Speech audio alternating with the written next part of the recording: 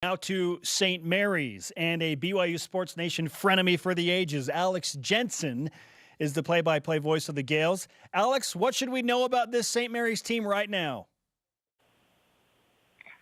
Well, it's kind of a rebuilding team. The only two guys that have played really significant minutes under Randy Bennett are Jordan Ford and Tanner Krebs. And the rest of these guys are kind of learning their roles a little bit. I mean, Malik Fitz is the second leading scorer, but, he's in his first year with the Gales. They're playing more freshmen than they ever have before. Dan Fotu is a true freshman. He's starting. Matthias Toss is a true freshman.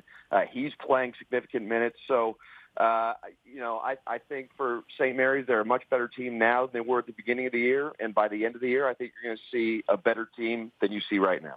And this is a different St. Mary's team because the Gales have gone out and played people. What kind of difference have you seen, not only in the record, but kind of in the preparation into conference play that way?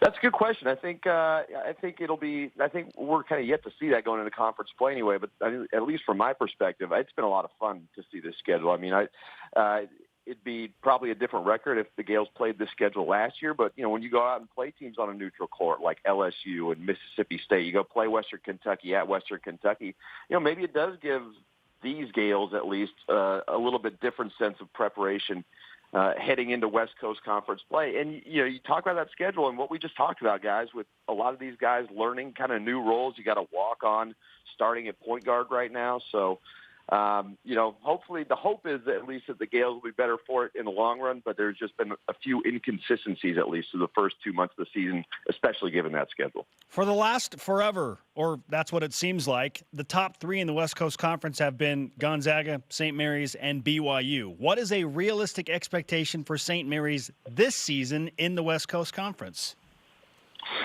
Wow, that's a great question. I would say top three. I think top three is a realistic expectation. We just talked about it, though, right? I mean, there's so many different combinations, 2 to 7. Now you see Santa Clara, even with KJ Fagan out, beating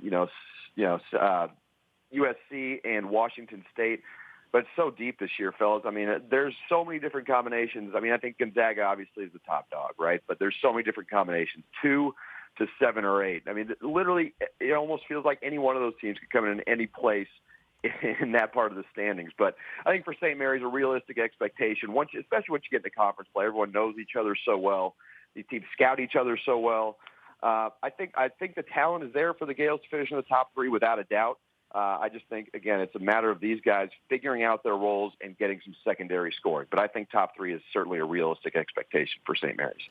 Alex, who do you think is the most likely non-Big Three team to crack into the top three?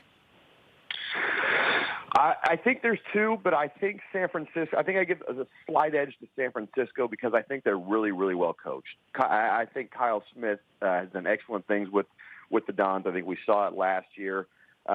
Frankie Ferrari is kind of the head of the snake. He's got a 5-to-1 assist to turnover ratio, guys. That is ridiculous. They had one turnover against UC Santa Barbara a few nights ago. And, Charles Midland's back now. He can really score. I just think they're really well-rounded. That being said, I do think San Diego has a shot as well. Isaiah Wright is out, I know, the point guard, but that's a senior-laden team with Isaiah Pinheiro, who's a matchup nightmare, and Olin Carter and Tyler Williams, who can really shoot it. Their big guy, Masalski's just getting healthy. So I think the two of those teams are the most likely, but I'll give the edge right now to San Francisco. Alex, great stuff. As always, one of our best frenemies, my friend. Thank you. Gentlemen, thank you.